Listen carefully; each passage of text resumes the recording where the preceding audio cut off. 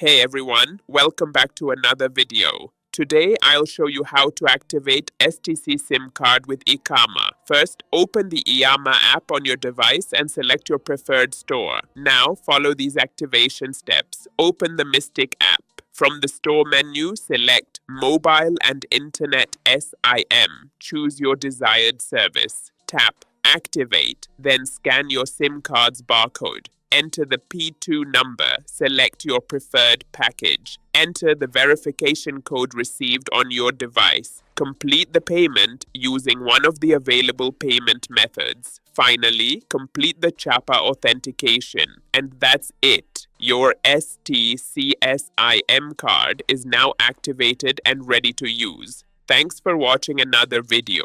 If you found this helpful, don't forget to like, subscribe, and hit the bell so you never miss a daily drop.